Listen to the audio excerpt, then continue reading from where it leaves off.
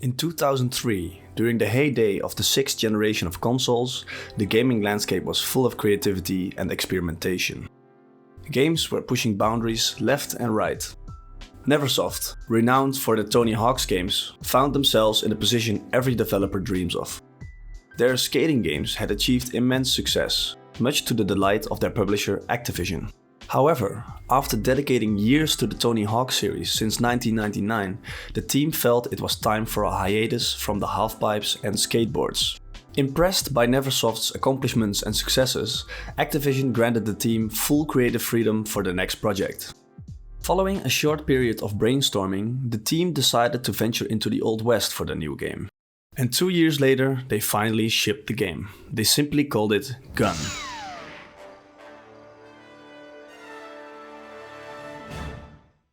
Gun became a third-person action-adventure title set in an open world. During my research for this video, I came across old interviews with the developers that shed a light on the creation of Gun. Furthermore, I contacted Christopher George, lead character artist for the game, to ask if he still had any concept art or 3D renders I could use. He kindly shared a collection of them with me. Lastly, there's a short behind-the-scenes documentary that I'll be referencing for additional insights. So without further ado, let's dive into the creation of Gun. When development started in 2003, there were only a handful of games set in the Old West. Red Dead Revolver was still in development, and it would take 7 years for Red Dead Redemption to hit the shelves. The team at Neversoft had a huge love for westerns, and their president Joel Jewett was from Montana, a mountain man with a horseshoe mustache and a love for horses and open country. The development director Scott Pease grew up playing the first-person shooter game called Outlaws and wanted to reinvent its ideas using the latest technologies. This would be an open-world style video game, albeit more The Legend of Zelda than Grand Theft Auto, with more tightly scripted missions set across multiple US states. But GTA 3 was a massive success at the time. When it came to pitching the idea to Activision, they basically said, "Imagine GTA in the Wild West." Of course they gave the green light, and Neversoft's open world western title was born. The team was in uncharted territory, but they had been preparing for it during the making of Tony Hawk's Underground. They added tech around cinematics, dialogue and story to the engine. A lot of things that would prove absolutely vital for Gun. Underground's levels would serve a purpose as well. They'd replace the skateboard and skater with a horse and cowboy and would ride around Underground's environments. Sadly, there's no footage of this. Neversoft set out to make a mature game with a truly engaging story. This was definitely not the norm at the time, as most games were light on cinematics and focused solely on gameplay. To do this, they hired writer Randall Jensen, a guy that had never worked on games before, but came from a movie and television background. He saw this as a new challenge, an opportunity to learn. The team had an initial vision of what the missions were going to be, so before crafting the full story, they asked Jensen to write around these requirements. Most writers would compare this to crafting a story with handcuffs on, but he took it on as part of the challenge. It took many revisions of outlines and sub-stories, and lots of editing to tie it all together into something that worked on a dramatic level, yet effectively set up each section of gameplay. The result is that the game and story are united in purpose, with one side enhancing the other. The team cites various influences ranging from classic westerns like The Wild Bunch and Butch Cassidy, but also the grittier stuff like the TV show Deadwood and the novel Blood Meridian. There's even a little nod to Raiders of the Lost Ark here. Joel took me aside at one point and put a controller into my hands, and he said, "See that button with a little X on it?" He said, "That's the enemy." He said the cutscenes have to be extremely concise, utilitarian, but at the same time you got to develop character, they have to be creative, and entertaining. Aside from the story, Neversoft had a lot of work cut out for them. They needed to build shooting mechanics, level streaming, AI and much more from scratch. So the team expanded, bringing on motion capture, AI and mission design teams. Without this teamwork and sharing of knowledge from all parties, they couldn't have made what they did in such a short amount of time. Neversoft went all out in the audio department, meticulously capturing sound from authentic weapon replicas for every firearm featured in the game. They recorded from various ranges, angles and under diverse conditions, ensuring a truly immersive audio experience. And to tie it all together, they hired, in my opinion, one of the best voice actor ensembles to ever do it. Gotta find Sadie. It's too late. That preacher killed her. Son of a bitch is leading the ambush. Those traitors can't be trusted. You lost it. You get it back. Now, go!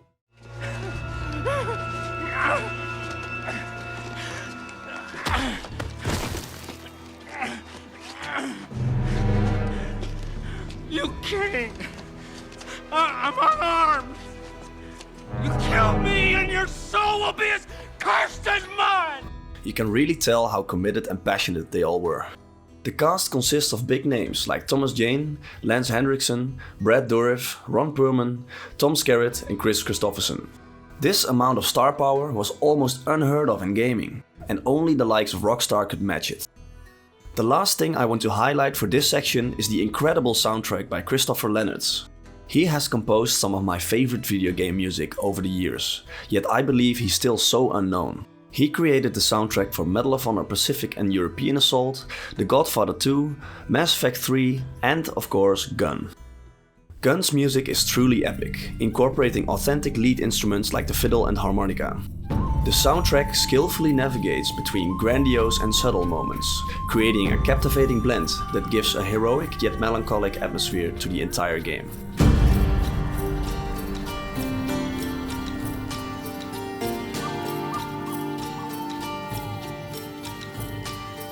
This is one of my favorites.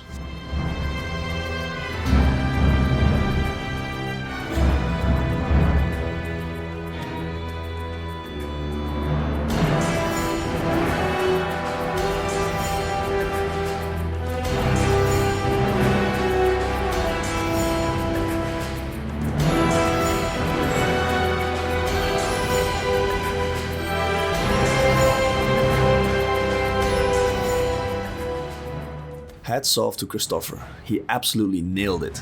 That's all I have on the development of Gun. Let's talk about its story.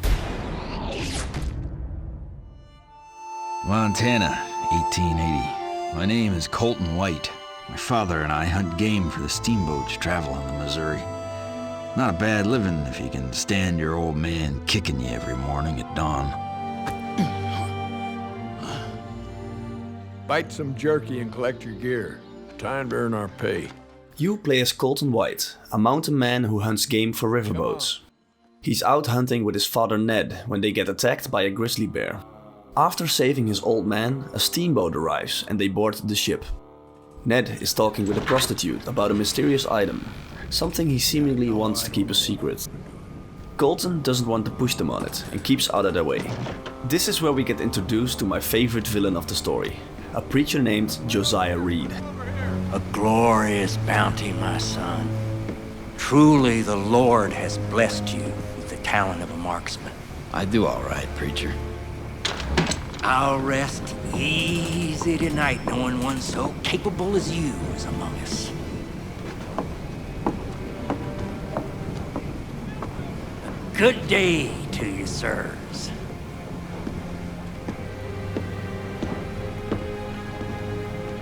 If that's a man of the cloth, then I'm the king of Siam.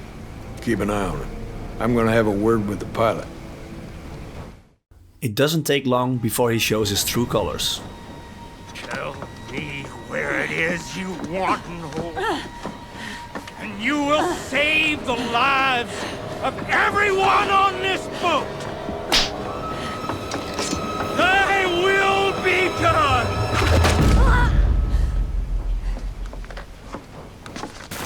Now!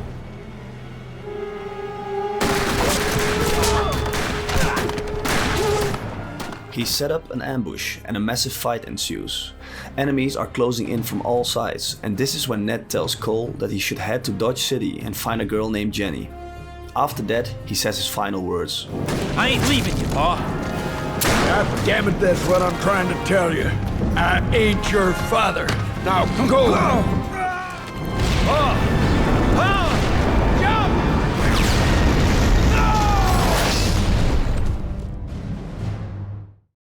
The story does a great job of hooking you in from the start. Your motivations are clear. get the people responsible for your father's death and find out more about your past. It doesn't take long before the plot thickens and the story becomes about a long lost treasure and the villains that are after it. This is where you can feel the Raiders of the Lost Ark influence the most. Gun takes an interesting approach to its story. It's violent, harsh and gritty, but also over the top and funny at times. It strikes a great balance. What's wrong with that? Don't want anyone to know we're here. Too late. A story stands and falls by its characters, and this is where Gun shines. There are heroes you really want to root for, and bad guys that command a true presence. As I said before, Josiah Reed is a highlight as the corrupt preacher, expertly portrayed by Brad Dourif. The other antagonists knocked it out of the park as well. With the charismatic but sneaky Mayor Hoodoo Brown, the absolute batshit crazy Sergeant Hollister, and of course the Confederate Major turned railroad man Thomas Magruder. Even the smaller antagonists who get little screen time are very memorable. Let's settle this thing! If you got the balls. Our main man Colton is a great protagonist with a strong moral code. He will stand up for what's right, even if that means endangering himself. I love the way Thomas Jane delivered his lines. He sounds calm and collected, with a bit of humor thrown in for good measure. Easy for you to say. The only thing holding back this game's story is its short length and some minor continuity issues. A consequence of the short development time. They had to cut quite a bit to meet the 2-year deadline, and you can particularly feel it in the Empire City section. However, despite these constraints, the story holds up remarkably well even after 19 years. Thanks to well-directed cutscenes and memorable characters. But what is an awesome story without good gameplay? Let's talk about it. Gun is a third-person shooter first and foremost, so let's start there. The shooting feels very satisfying due to the sound effects and gore. This game had quite an advanced physics system for the time, allowing you to shoot individual limbs and blast away enemies for several meters before hitting the ground and leaving a giant blood trail. They didn't hold back, that's for sure.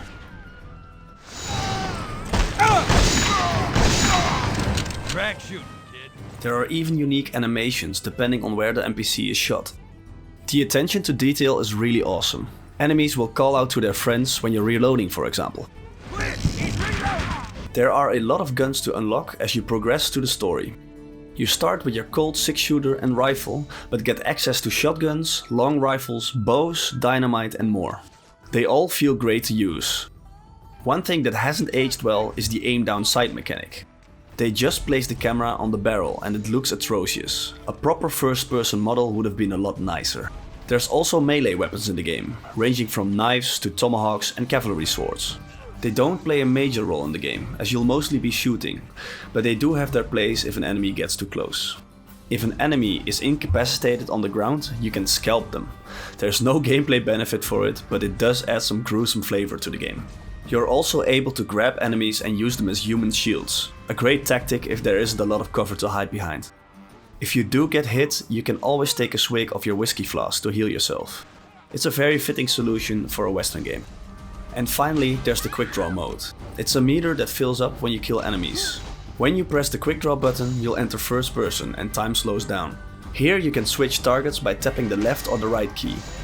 It feels great to pop heads in this mode, and it makes you feel like a real gunslinger. Hell of a shot, kid. Bet he was dead before he hit the ground. You gonna arrest me? The second most important gameplay element in an open world western is of course the horseback riding. And I'm happy to report that they did an awesome job. The controls are responsive and the animations look great. Your horse has a stamina meter, and if you ride it too hard it will collapse from under you. Your speed influences how the horse responds.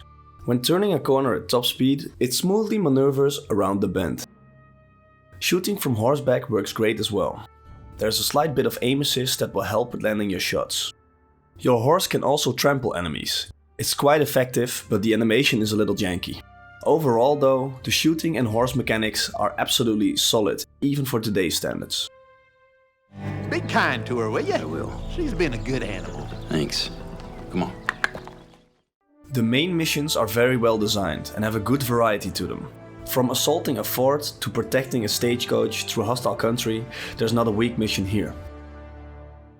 There are the boss fights though, which vary in difficulty quite a bit. The early bosses are pushovers, while some of the later bosses are a lot tougher. They feel quite artificial since they have massive health pools, which kind of detracts from the gritty tone of the game. The difficulty setting in general is a bit off balance. Normal is way too easy and hard is a massive jump up. For most people, a difficulty setting between normal and hard would be perfect. I'd still recommend hard difficulty if you plan on picking up this game, as you'll breeze through the game otherwise. One thing I want to mention before talking about the open world aspect of the game are the dynamic main menu screens. If you progress the story, the main menu will change to the location your current mission takes place in. I just love little details like that.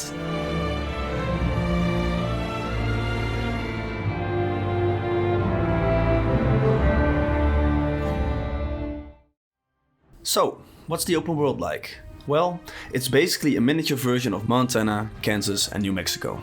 And when I say miniature, I really mean miniature. You can go from one edge of the map to the other in about 2 minutes. It's a blessing and a curse really. On the one hand, there's almost no downtime and you're always having fun. On the other, it feels cramped and small. You can notice it especially when you go between areas. There's no gradual transition between lands, it's just a hard cut. The devs said that they kept the map intentionally small, yet I think the map would have benefited a lot from maybe 25% more size. There are shopkeepers all over the map, which sell items and upgrades. The first thing you should buy is the pickaxe, which allows you to mine gold. There are gold deposits hidden all over the map. It's really fun to try and find them all, some are really well hidden. Once you upgrade Cole's gear, you can feel the difference immediately. Another way to enhance your stats is doing the various side missions. There's a nice variety of things to do. There's bounty hunting, for example, where you get a higher reward when you bring in the bounty alive.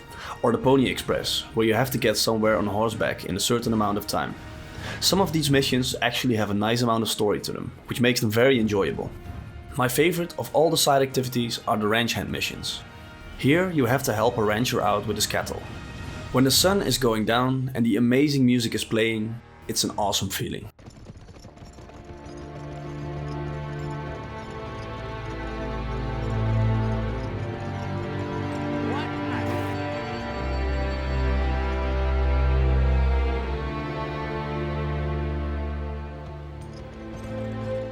They absolutely nailed the atmosphere.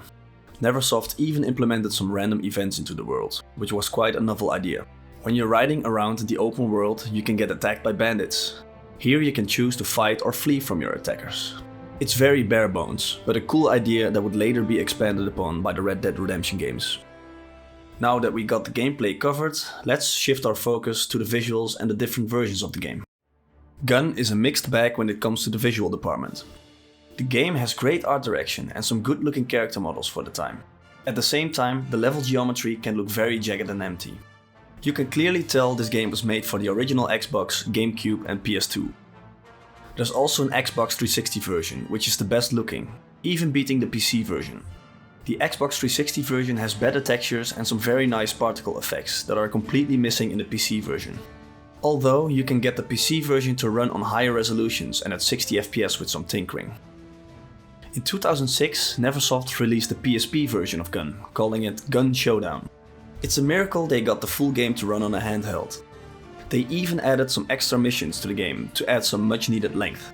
It's actually the most feature complete version of Gun, if you can get past the controls and the graphics. So how was the game received at the time? And what about a sequel? Gun received quite positive reviews from critics. It got a 79 on Metacritic and most publications hovered between a 7 and a 9. The game had sold over 1.4 million units in the US alone by 2008. However, the game did stir up some controversy. The Association for American Indian Development declared a boycott of the game, claiming that it contains derogatory, harmful and inaccurate depictions of American Indians. Ultimately, this didn't go anywhere, and the game was published without changing any of its contents. A sequel to Gun was teased in the 2008 game Tony Hawk's Proving Ground, a game also developed by Neversoft. Within that game, there was a poster that featured Thomas Magruder, and the title stating Gun, Magruder's Ghost. Sadly, this was just an Easter egg and a sequel never got off the ground. We later learned from Neversoft's founder Joel Jewett that Activision greenlit a sequel to Gun, but it was the studio itself that canned it in favor of more Tony Hawk games. He said that they just didn't have the manpower to do both a gun sequel and a new Tony Hawk game at the same time. So what now? Will we ever see a Gun 2? According to project lead Chad Findley, there's a small chance. He said, and I quote, "I would only do it if there was a great team really stoked to jump on board. I love westerns, but there is a lot of second guessing that happens with big budget projects these days. And keeping a game pure to the core is really hard when it isn't following the standard formula." End quote. So yeah, the chances seem slim, especially with a juggernaut like Red Dead Redemption 2 to compete with. But if it ever sees the light of day, I'll be the first to buy it. Thanks for watching the video all the way to the end. I hope I have provided you with some new insights on the game or inspired you to try it for yourself. If you enjoy this type of content, please consider liking the video and subscribing to my channel, so you will get a notification when I upload. Please share your thoughts, stories or criticisms in the comments down below. Alright, that's it from me. I'll catch you in the next one. Peace!